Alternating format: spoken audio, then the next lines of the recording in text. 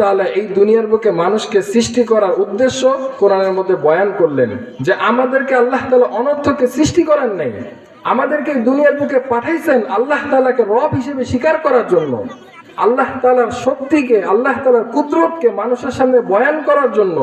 আল্লাহ তাআলা আমাদেরকে এই দুনিয়াতে পাঠানোর মাকসাদই এটা, উদ্দেশ্যই এটা, যে আমরা আল্লাহ তাআলার ইবাদত করব।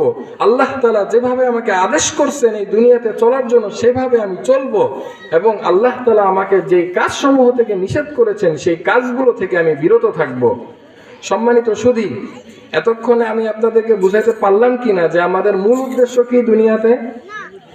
তো কি কি আল্লাহ তাআলা আদেশ করলেন এবং কি কি আল্লাহ তাআলা নিষেধ করলেন, সামান্য কয়টা আলোচনা ইনশাআল্লাহ আজকে আমরা করব। আমরা সবাই মনোযোগ দিয়ে শুনবো তো ইনশাআল্লাহ।